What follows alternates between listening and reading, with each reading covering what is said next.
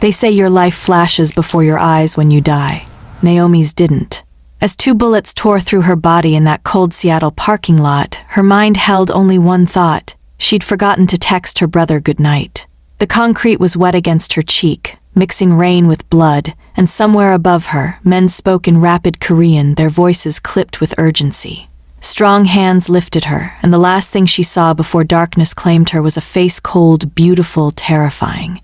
Then nothing. Rewind 12 hours. Naomi Wright sat exhausted at the nurses' station of Harbor Grace Hospital, the fluorescent lights buzzing overhead like dying insects.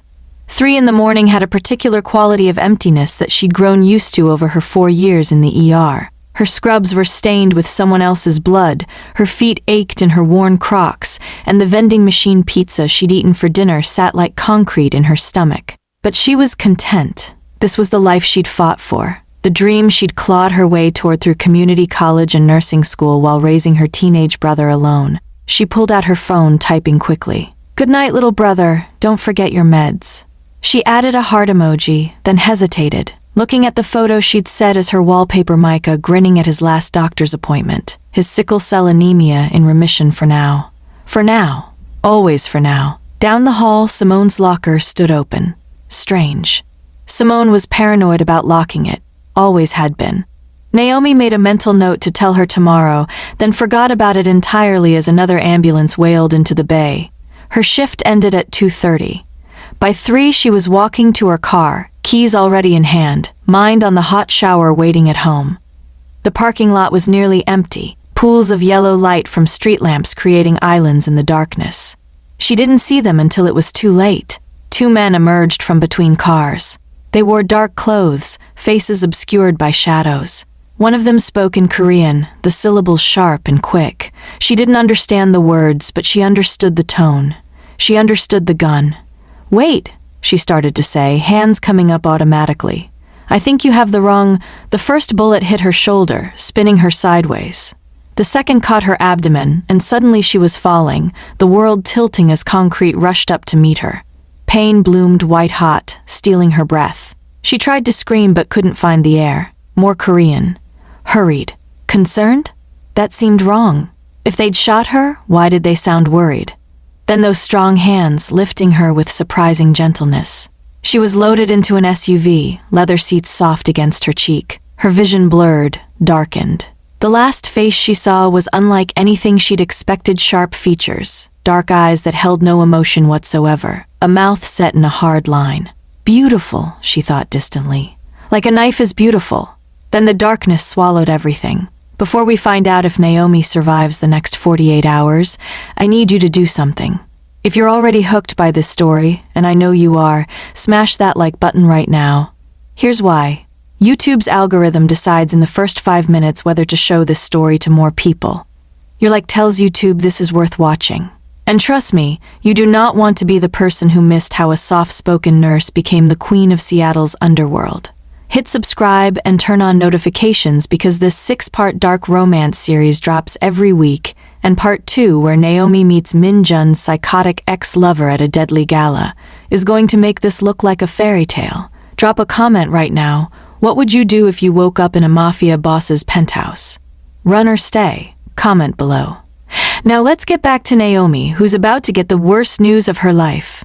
Consciousness returned in fragments. Pain first, sharp and insistent in her shoulder and stomach, then softness silk sheets, expensive and cool. Then scent sandalwood and something else, something expensive. Her eyes fluttered open to find herself in a bedroom that belonged in a magazine, all clean lines and understated luxury. And across the room, watching her with those emotionless dark eyes, sat the man from the parking lot. He was younger than she'd thought, maybe early 30s, dressed in dark slacks and a white shirt with the sleeves rolled to his elbows. A cigarette burned between his fingers, smoke curling lazily toward the ceiling. He was reviewing something on his phone, utterly calm, as if women didn't wake up shot and bandaged in his bedroom every day. "You're awake," he said, his English perfect with just a trace of an accent. "Good. We need to talk. Naomi tried to sit up and immediately regretted it. Pain lanced through her torso and she gasped, falling back against the pillows. Don't move quickly, he advised, not moving to help her. The veterinarian who stitched you up said you'd torn tissue if you weren't careful. Veterinarian? Her voice came out hoarse. I don't keep doctors on staff, too many questions. He set down his phone and leaned forward, elbows on his knees. You're alive because I don't clean up messes I didn't make. Where am I? She looked around the room, cataloging exits. One door, probably locked. Windows, but they were high up, she could see the Seattle skyline through them, which meant at least 10 floors. Somewhere safe, for now. He picked up his phone again, swiped, then held it out to her. Do you know this woman? Naomi squinted at the screen. The photo showed another black woman in hospital scrubs, same build as Naomi, same tired expression. The ID badge was from Harbor Grace Hospital. That's Simone, Naomi said slowly. She's a nurse, we work together. Simone Carter, the man confirmed. She's been stealing fentanyl from your hospital for the past 6 months, using your badge swipes to cover her tracks, timing her thefts to match your shifts. That's impossible. Simone wouldn't. She would. She did. He swiped to another photo, this one security footage of Simone in a hospital corridor, looking over her shoulder nervously, a vial palmed in her hand. And now you're paying for it. Naomi's mind raced. The open locker, Simone's increasing paranoia, the way she'd been calling in sick more often. I don't understand. What does this have to do with me getting shot? My men were sent to eliminate a problem, he said, his voice flat as if discussing the weather. They were given a description, black female nurse, Harbor Grace Hospital, night shift, drives a silver Honda Civic. They eliminated the wrong problem. The words sank in slowly, horribly. They were trying to kill Simone. Yes. And they shot me instead. Yes. So what now? Naomi met his eyes, refusing to look away despite the fear coursing through her. You kill me? Clean up the mess properly this time? Something flickered in those dark eyes. Not quite amusement, but close. Killing you would be wasteful. You're worth more alive. He stood, moving with a predator's grace, and retrieved a piece of paper from the desk. He placed it on the bed beside her. It was a contract, written in precise legal language. 3 days, he said. You play my fiancé at a business gala. Help me draw out whoever hired the hit on Simone. After that, you go home, alive, free. Naomi stared at the paper, then at him. And if I say no, you don't. He returned to his chair, lighting another cigarette.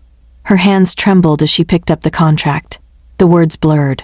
My brother, Micah. He has sickle cell anemia. If I don't come home, there's no one to take care of him. His medications alone cost. Naomi Wright, 17, junior at Roosevelt High School, the man interrupted. Diagnosed at age 7. Currently in remission but requires daily hydroxyurea and folate supplementation. Regular blood transfusions every 6 weeks. I know, his medical bills will be paid through college. If you die. Naomi's breath caught. You research everyone. He exhaled smoke. The question is whether you're smart enough to take the decode precision of the terms. 3 days of pretending, and she could go back to her life, to Micah, to the safety of invisible normalcy. Her IV line had pulled loose during her attempt to sit up, blood welling from the insertion point. She pulled it free entirely, watching blood drip onto her fingers. Then she signed the contract in her own blood, her handwriting shaky but legible. If we're being dramatic, she said, meeting his eyes. Let's commit. For the first time, his expression changed. The corner of his mouth lifted fractionally. Interesting, he murmured. My name is Min-jun Choi. You'll call me that in private. In public, you'll call me darling. And what do I call you when I'm thinking about how much I hate you? Whatever helps you sleep at night. He stood. Someone will bring you food. Rest. We have work to do. He left without another word, the door clicking shut behind him. Naomi heard the lock engage. She lay back against the pillows, staring at the ceiling, and wondered what she'd just signed away. The next 2 days passed in a blur of preparation that felt surreal. A tailor came to measure her for a dress, an older Korean woman who spoke no English but somehow communicated everything through gestures and disapproving clicks of her tongue. The dress, when it arrived, was blood red and cost more than Naomi's car. She was terrified to even touch it. Min-jun appeared and disappeared like smoke, sometimes watching her from doorways, sometimes vanishing for hours. She learned his patterns, the way he took his coffee black, the scar on his left hand that he rubbed when he was thinking, the fact that he didn't blink when people lied to him. She cataloged these details the way she cataloged symptoms, looking for the diagnosis that would help her survive. On the second night, he taught her to dance. "You need to look comfortable in my arms," he said, standing in the center of his penthouse living room. "They'll be watching for cracks. I don't know how to waltz. Then learn quickly." He pulled her into position, one hand on her lower back, the other holding hers. Classical music drifted from hidden speakers. Naomi tried to follow his lead, but her body was stiff with tension, hyper-aware of every point where they touched. "You're too rigid," he said. "They'll know you fear me." "I should fear you." "Yes, but don't let them see it." His hand pressed more firmly against her spine, guiding her through the steps. "In 3 days, you'll stand in a room full of the most dangerous people in this city. If they sense weakness, if they think for one moment that you're not mine, you become a target. Do you understand?" "I understand that this is insane," but she forced herself to relax incrementally, to follow his movements. "Better." They turned, her dress swirling around her legs. "At the gala there will be people who want to test you, to see if I've gone soft. A man named Viktor Sokolov will almost certainly approach you. He's Russian, old-school Mafia, and he enjoys making others uncomfortable. What do I do if he does?" "Zmail. Be polite. Don't let him touch you." Min-jun's grip tightened almost imperceptibly. "If he tries, I'll handle it." They danced in silence for a while, and despite everything, despite the fear and the impossibility of her situation, Naomi found herself noticing things. The way Min-jun moved with absolute confidence, the faint scent of his cologne, the fact that he was, objectively, devastatingly handsome in a way that felt dangerous. "Why me?" she asked suddenly. "If you just needed someone to play your fiancé, you could have hired an actress. Someone trained for this." An actress would ask too many questions. Would want to know the story, the motivation, the character arc. His dark eyes met hers. "You just want to survive. That makes you honest. That makes me desperate. In my world, they're the same thing." The music ended, but he didn't let go immediately. 3 seconds passed, maybe 4, and in that space something shifted. Naomi saw it in his eyes, a crack in the mask before he stepped back and the moment vanished. "Get some sleep," he said, turning away. "Tomorrow will be difficult." The gala was held in a hotel ballroom that probably cost more to rent for one night than Naomi earned in a year. Crystal chandeliers, hung from ceiling murals of cherubs and clouds. Men in tuxedos and women dripping with diamonds moved through the space like exotic birds, their laughter brittle and performative. Naomi entered on Min-jun's arm, her heart hammering so hard she was sure everyone could hear it. The red dress fit perfectly, hugging curves she usually hid under scrubs, and the stylist had done something miraculous with her hair. She wore a diamond necklace that Min-jun had fastened around her neck himself, his fingers cool against her skin. Every head turned as they entered. Min-jun leaned close, his breath warm against her ear.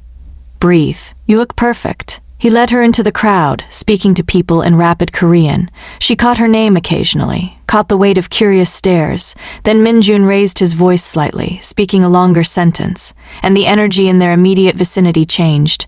People bowed slightly, smiled with more teeth. Later, she'd learn what he'd said. "This is Naomi. She is mine. Treat her as you would treat me." A man approached, tall and elegant, with silver at his temples and cold calculation in his eyes. "Min-jun," he said in accented English. "You didn't mention you were bringing someone." "Junho, this is Naomi." "Naomi, my underboss, Junho Park." Junho's handshake was brief, his smile not reaching his eyes. "Charming. How long have you known our Min-jun?" "Long enough," Naomi said, remembering Min-jun's coaching. "Keep answers vague. Don't volunteer information." "How mysterious." Junho's gaze lingered on her face, and she had the distinct impression of being catalogued, assessed, and filed away for future reference. More introductions followed, a blur of names and faces. Catherine Zhao, a woman who moved like water and smiled like a knife, her eyes lingering on Min-jun with obvious history. Various business associates whose hands were too soft for the violence they surely committed. And then Viktor Sokolov. He was thick-set and broad-shouldered, his tuxedo straining slightly across his chest. When he looked at Naomi, his gaze traveled slowly from her face down to her feet and back up again, making no attempt to hide his appraisal. "So this is the one who's captured the Viper's attention," Victor said, his accent heavy. "Min-jun doesn't share. You must be very special." "I'm very lucky," Naomi said, the words tasting like ash. "Dance with me," Victor said, already reaching for her hand. Min-jun's smile didn't waver, but Naomi felt him tense beside her.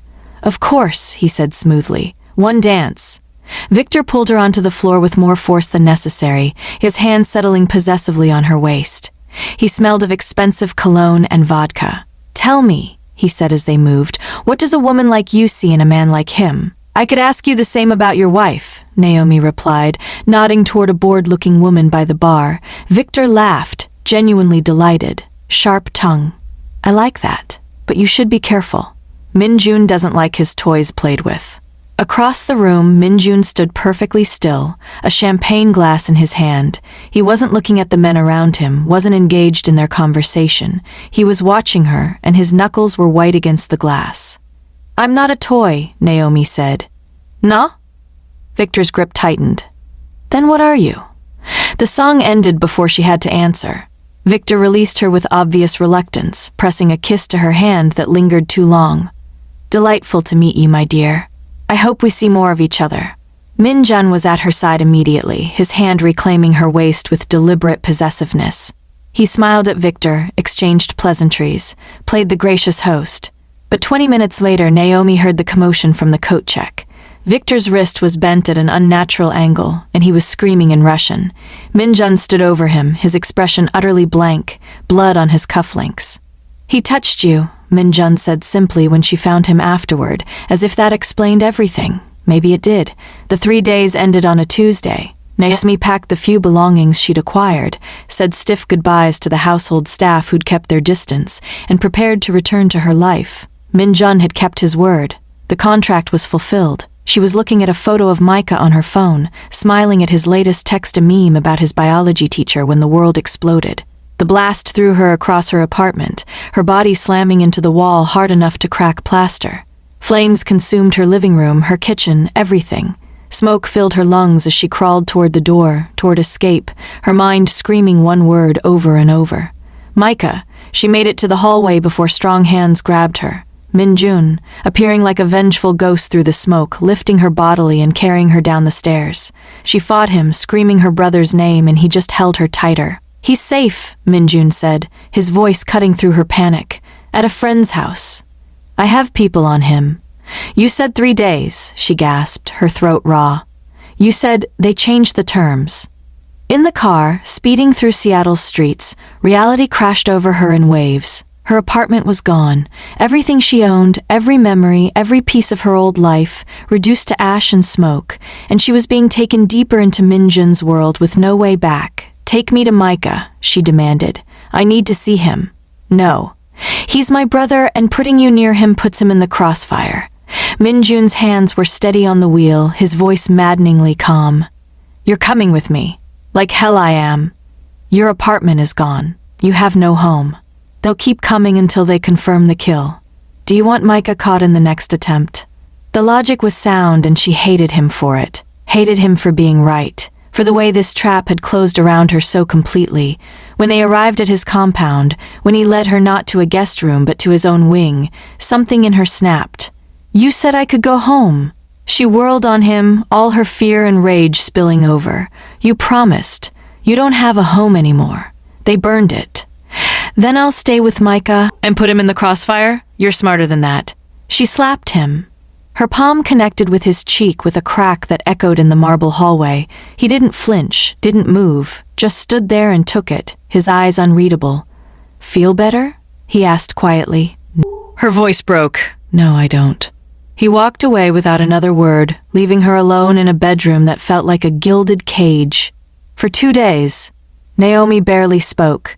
She picked at the food that was brought to her, stared at walls, and ignored Min-jun's presence when he came to work in the same room, his laptop open, his silence a weight in the air.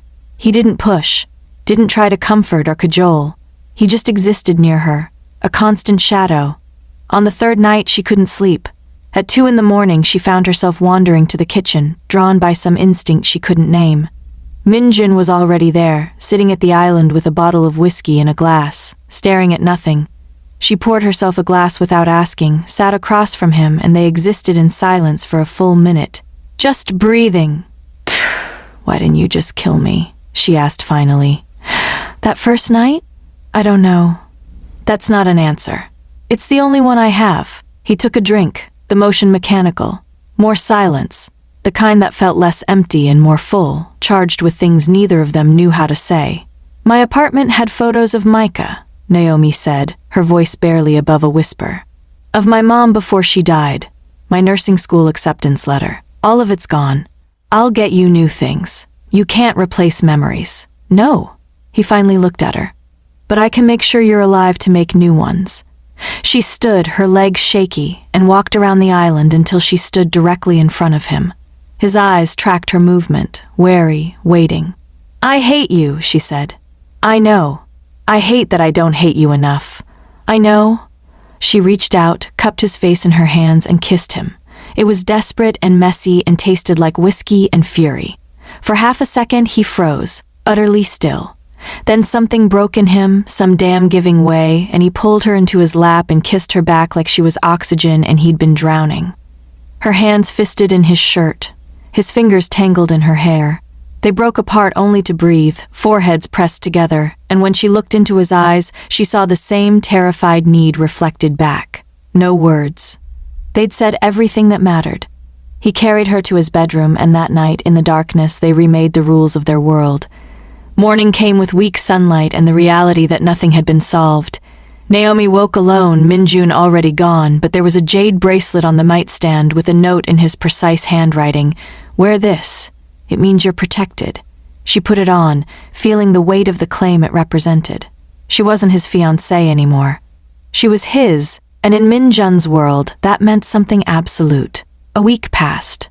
Naomi fell into a strange routine: mornings in Min-jun's compound, afternoons helping at a free clinic he funded quietly, evenings that blurred into nights with stolen kisses and conversations that went deeper than either of them intended. She learned about his sister, Jae-woo, piecing the story together from Junho's careful revelations and Min-jun's silences. Victor had taken Jae-woo 16 years ago, had sent her back in pieces, had broken something in Min-jun that never quite healed. She understood then why he'd come for her so violently when she was taken, why he couldn't let go. She was the ghost of every person he'd failed to save, and he would burn the world before he lost her too. Then Simone called. The text came on a Thursday. "I'm sorry, meet me, I'll explain everything. Come alone or Micah's school gets a visit." Naomi stared at the screen, knowing it was a trap, knowing Min-jun would forbid it, knowing she was going anyway. Because Simone's frightened voice was the same voice that had talked her through her first code blue, her first death, her first everything in the hospital. She owed her a chance. She slipped out of the compound while Min-jun was in meetings, evading his security with a nurse's knowledge of shift changes and blind spots. The warehouse address Simone had sent was in the industrial district, all rusted metal and broken windows. Simone was inside, zip-tied to a chair, mascara running down her face in black streaks. "I'm so sorry, Naomi. They have my mom. They made me..." Lights flooded on. Victor emerged from the shadows with a dozen armed men, his smile triumphant and cruel. "The Viper's whore," he said, savoring the words. "How sweet." Naomi tried to run. Hands grabbed her, forcing her into a chair, zip ties cutting into her wrists. Victor circled her slowly, and she focused on breathing, on not giving him the fear he wanted. "You know what I think?" Victor crouched in front of her. "I think Min-jun's going soft. I think a little nurse has made him weak. And weak men don't last in our world.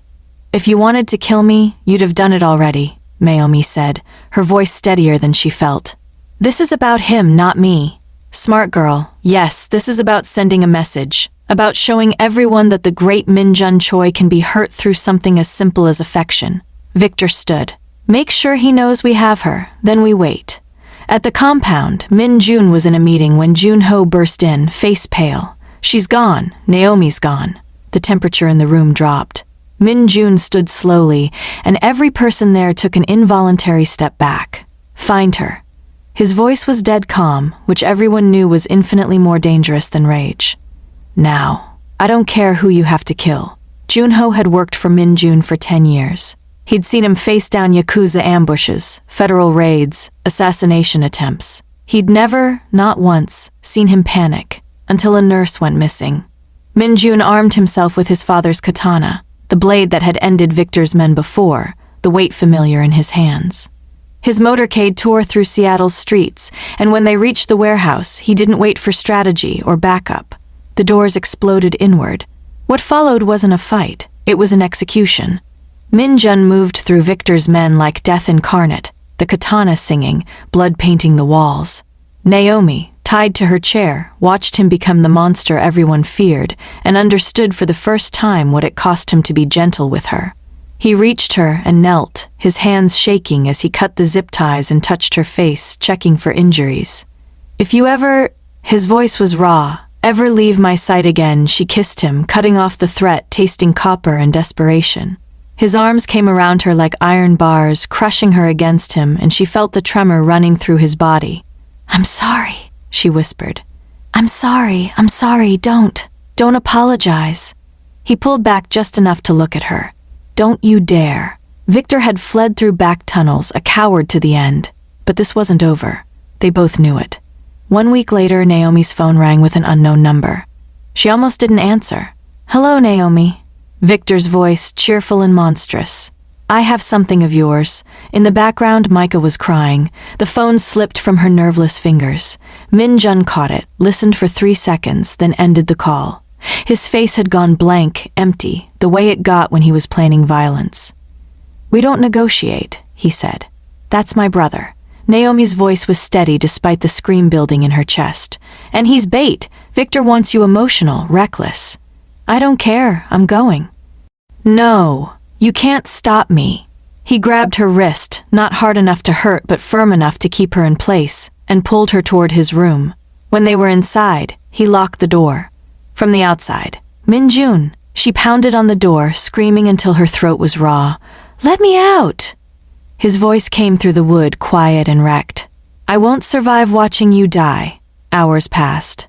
Naomi exhausted herself, collapsing against the door, tears she'd been holding back finally breaking free. On the other side, she heard Min-jun slide down to sit with his back to the door, and they sat like that, separated by 3 inches of wood and an ocean of fear. Then don't watch, she said finally, her voice hoarse. But don't ask me to let my brother die either. I'm getting him back, my way. Your way gets people killed. Yes, the right people. Silence stretched. Then she heard the lock click. The door opened. Min-jun stood there, and he looked older than she'd ever seen him. The weight of his choices etched into every line of his face. You learn to shoot, he said. You follow orders. You don't play hero. Deal.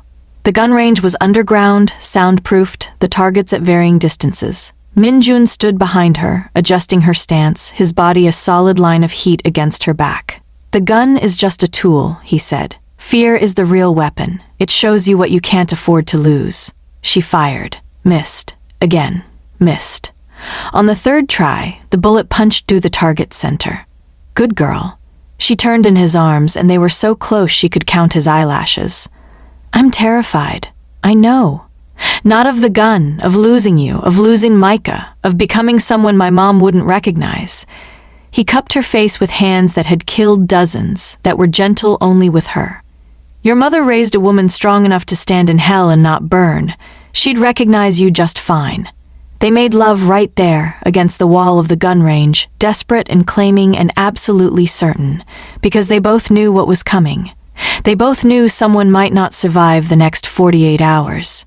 When the time came, Min-jun's team stormed Victor's warehouse with military precision. Naomi was supposed to stay in the van, monitoring from cameras, but when she saw Micah on the screen sedated, alone, vulnerable, every rule flew out the window. She grabbed a gun and ran. The warehouse was chaos, gunfire echoing, smoke making everything hazy. She found Micah's room, got him halfway to the door before Victor appeared, gun already leveled at her head. Going somewhere? Min-jun rounded the corner and froze. For one terrible moment, time stopped. Victor holding Naomi at gunpoint. Micah unconscious at her feet. Every choice leading to this instant. "Drop your weapon," Victor said, "or I drop her." Min-jun let the katana fall. "Let her go, take me." Naomi realized with crystal clarity that he meant it. He would trade his life for hers without hesitation, without regret. And she couldn't let that happen. The gun was at her feet, fallen from a dead guard. She grabbed it, turned, and fired in one smooth motion. Victor's knee exploded. He went down screaming. Her hand shook as she stood over him. "You made me a target. Now you're nobody's." She shot his other knee. Min-jun walked over slowly, stepping around the blood, and stood beside her. His hand covered hers on the gun. "It's your choice." She looked at Victor, writhing and pathetic, and thought about all the people he'd hurt, all the lives he'd destroyed. She thought about Jai Woo, about Simone, about every woman who'd ever been used as bait in men's power games. She handed Min-jun the gun. "Make it quick, he's not worth the nightmares." The shot was clean. Final. The monster was dead. Outside, dawn was breaking. Micah was conscious, crying, clinging to Naomi with trembling hands. Min-jun stood apart, giving them space, smoking and watching the sunrise paint the sky in shades of blood and gold. Micah saw him hesitate, then ran over and hugged him. Min-jun went rigid with surprise, then slowly, carefully hugged back. Naomi watched, tears streaming, and knew with absolute certainty that she wasn't leaving. Not because she couldn't. Because she didn't want to. 6 months later, Naomi worked at the clinic Min-jun funded, treating immigrant families who couldn't afford insurance, who paid in cash or barter or sometimes just gratitude. She wore the jade ring on her left hand, the Korean symbol of eternity, and when patients asked about it, she smiled and changed the subject. Micah lived with them now, calling Min-jun Hyang and arguing about video games with Jun-ho, his health better than it had been in years. The compound felt less like a fortress and more like a home. Min-jun found her one evening at the clinic, watching through the window as she bandaged a child's scraped knee. When she finished and looked up, he was smiling that rare, soft smile that was only for her. They flew to Seoul for their vows. No church, no guests, just a rooftop at dawn and words that meant everything. Min-jun knelt, pressed his forehead to her stomach, and spoke in Korean first, then English. "I will burn the world to keep you warm. I will drown it to keep you dry. You are my ruin and my religion." Naomi lifted his face, threading her fingers through his hair. "I don't need the world burned. I just need you. Broken, bloody, beautiful you." The kiss was soft this time, no desperation, no fear. Just certainty. They say your life flashes before your eyes when you die. But Naomi had learned a different truth. Sometimes your life begins when you die, when the person you were burns away and leaves someone stronger in the ashes. They shot the wrong black nurse. Her Korean Mafia husband made them pay. But the real story was simpler and stranger. She saved him right back. Some might call that tragedy. Naomi called it fate. The lessons this story carries profound truths about transformation, love, and survival. First, it reminds us that we are not defined by what happens to us, but by how we respond. Naomi could have remained a victim, could have let fear paralyze her, but instead, she chose to adapt, to become stronger, to protect those she loved even when it cost her everything she thought she was. Second, it shows us that love is not always gentle. Sometimes it's fierce and protective and demands we become versions of ourselves we never imagined. Min-jun and Naomi didn't save each other with softness. They saved each other with unflinching honesty, with the willingness to see the darkness in one another and choose it anyway. Third, the story illustrates that family is not just blood. Micah, Jun-ho, even the patients at Naomi's clinic, they became the family she chose, the people worth fighting for. And in choosing them, she found purpose beyond mere survival. Finally, it teaches us that redemption is possible even in the darkest places. Min-jun was a man shaped by violence and loss, but Naomi's presence didn't erase that darkness. Instead, she gave him a reason to be more than his worst moments, to build something rather than just destroy. Thank you for staying until the end of this story. If it moved you, if it made you think about love and sacrifice and the strength we find in impossible situations, please share it. Leave a comment about what spoke to you. And remember, sometimes the wrong turn leads us exactly where we needed to be all along. Part 2, The Ex-Lover's Gambit, drops next week. Until then, take care of each other, fight for what matters, and never underestimate the quiet strength of those who heal.